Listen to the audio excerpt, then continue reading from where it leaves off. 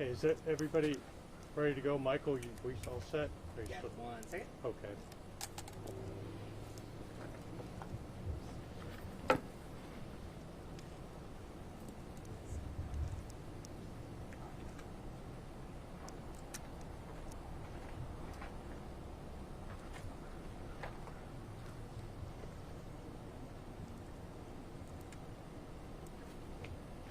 We're good? We're good? Okay, we're good to go.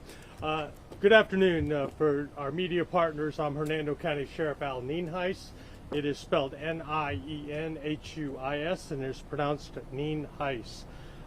As you probably know, we're here as a result of a death investigation, and to give you a little bit of background, what occurred is yesterday morning about 9:37, we received a call from an individual just up the trail here behind me, just a tiny bit, that he had found what he believed to be a young female deceased.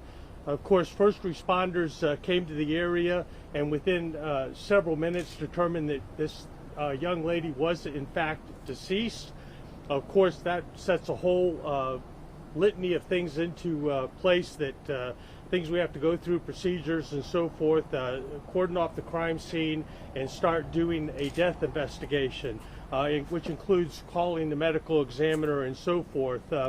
Probably within the first hour or two, we were fortunate because we certainly did not have this individual identified, but somebody did come forward and say that a young lady, a juvenile, was missing, and that person believed that this might be that individual. Again, when the medical examiner came here and we started processing the scene, it was evident fairly quickly that it was a very suspicious death, likely the cause of homicidal violence. That obviously got the detectives involved, both our major case detectives, property crimes detectives, and others, as well as community policing and forensics and crime analysis, all jumped in and started working this case.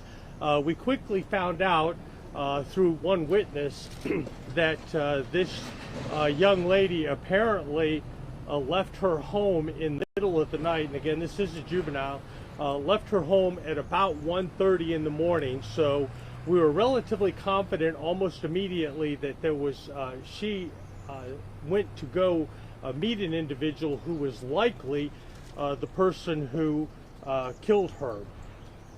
We started interviewing a couple people that we originally thought might have met with her, and that turned out to not be the case. These individuals we were able to determine over the course of yesterday afternoon and late into last night that they were not involved.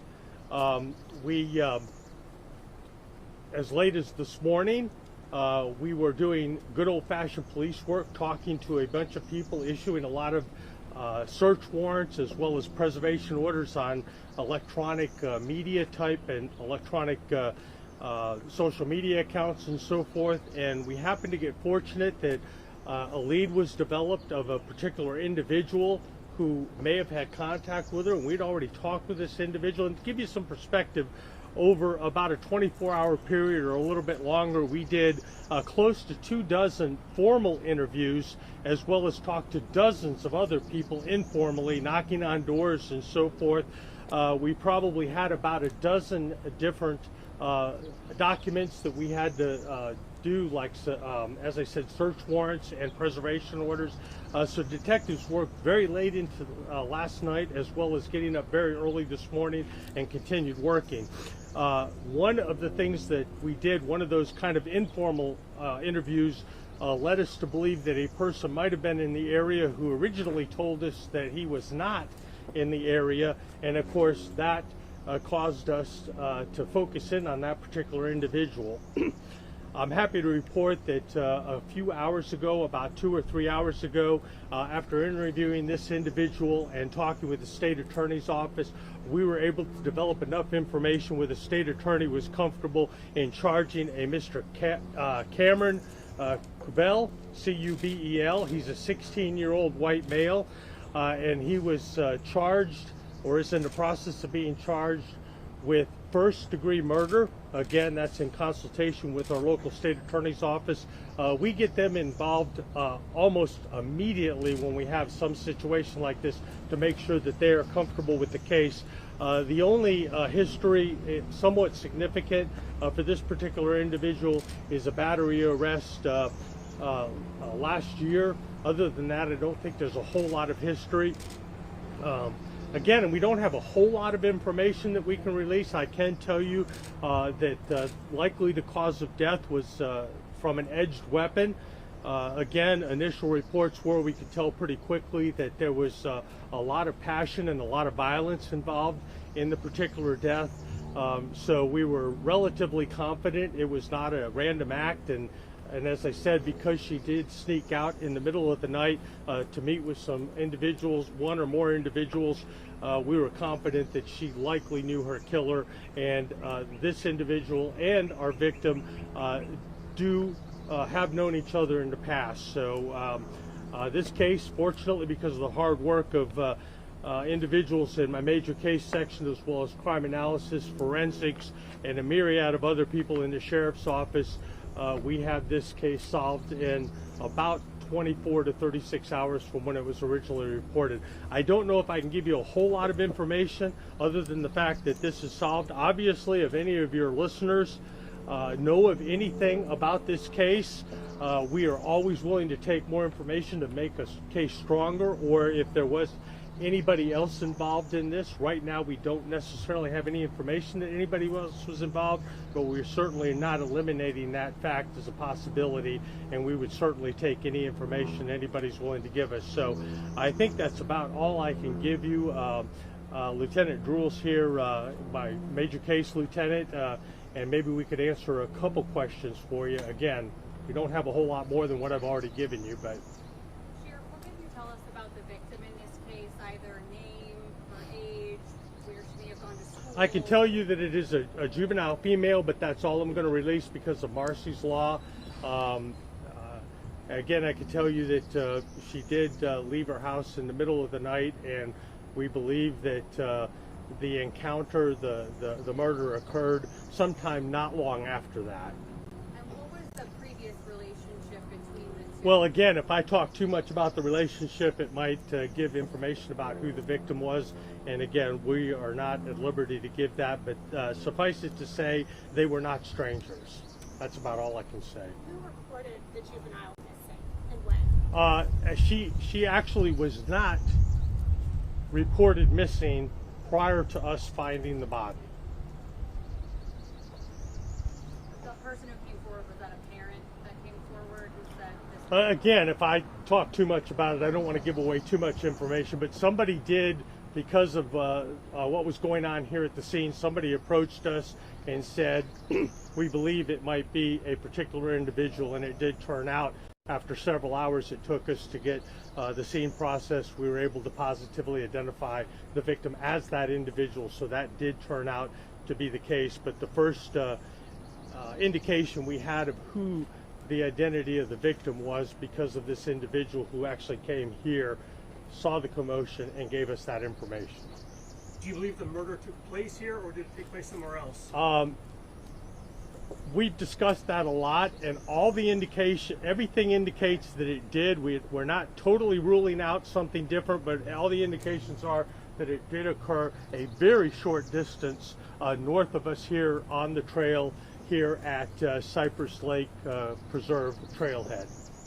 And then your suspect, is he local to the area? What's his... Yeah, he actually lives in the area of US 41 and Croom.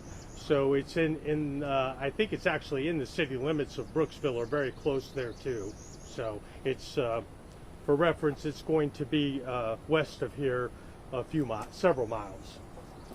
Can you just talk about the impact that it has on your investigators when you have a juvenile that's so young, goes out in the middle of the night? I mean, this is a hard case to work, but we had a very similar case in St. Petersburg. I don't know if you're familiar with it. Last month, with another teen ran out in the middle of the night, met a man, and was killed. So I don't know if you have a message or something that your investigators would like to add. Well, I think we have a couple messages. Number one, there is no murder that is easy to work. When it involves a young person, I will tell you that it tugs at the heartstrings of everybody involved, whether they have children or not. But if they have children, obviously it's even more heart-wrenching. Young people, and as we like to say, high-risk lifestyles and going out in the middle of the night as a young teenager is certainly high risk, and it certainly does not. We certainly are not blaming the victim. She did not deserve what she got, but from a crime prevention standpoint, it's important to be when you're a teenager. Even as an adult, it's important to be in bed, during the middle of the night, because your chances of being a victim of a crime go down substantially if you're in your own home. But that being said, we also understand that young people don't always make the great decisions, and they certainly don't deserve to be murder victims. So is he being charged as an adult then? As of at the moment, he's being charged as a juvenile, but in talking with the state attorney, I don't want to put words in their mouth, but in these types of cases, it's very likely he will be charged as an adult if they haven't already done that. I think that's a process they have to go through to adjudicate him as an adult or charge him as an adult, but that's likely going to occur. But that ultimately is going to be up to the state attorney when they get the whole package together. Your investigators for the first-degree murder charge, they believe it was premeditated? Again, talking with the state attorney's office, they believe they have sufficient probable cause to believe that this is the charge of first-degree murder is appropriate in this particular case. I will tell you, and that brings up a very good point, despite all the work that's been done on this case in the last day and a half, there is still a monumental amount of work that still has to be done to shore up all the things that we believe today are facts, to verify those and give the prosecutor whatever he or she needs to make sure they can make a good case. So it is not over. The detectives don't get to go home now and put their feet up on the desk. There's going to be a lot of work over the next several weeks and even months to prepare this for prosecution. So. Sheriff, you also mentioned that the likely cause of death of the victim was from an edged weapon.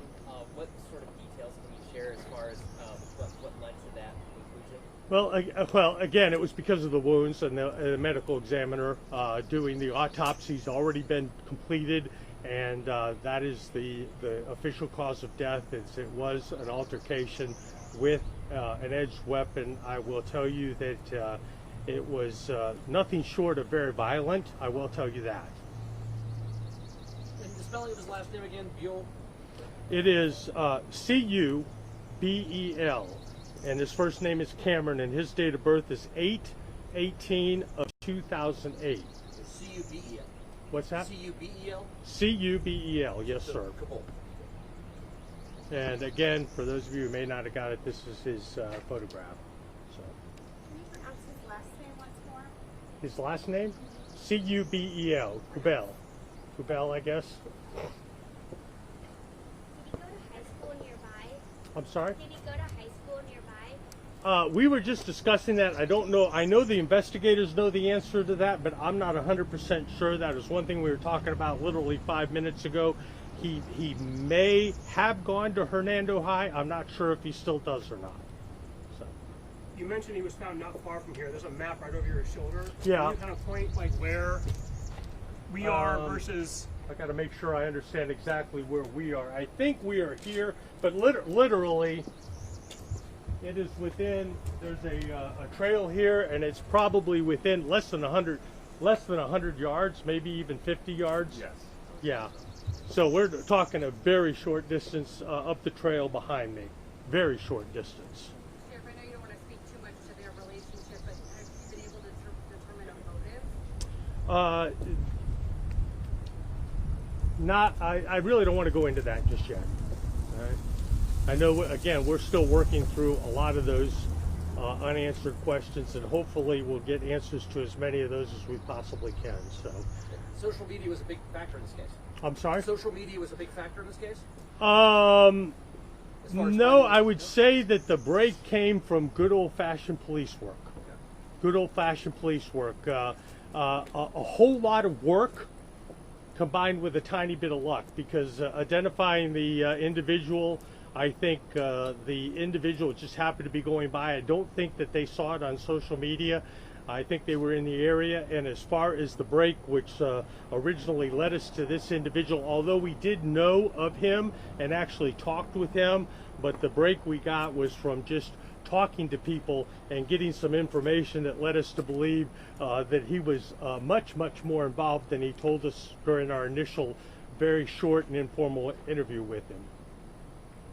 So, all right, thank you all very much for coming. If you have any questions or concerns, I think the public information team will get you a photograph of the individual and some more information. If anything comes available, you are welcome to call them if you have any additional follow-up questions. Again, thank you all for coming out. We appreciate the partnership. Thank you.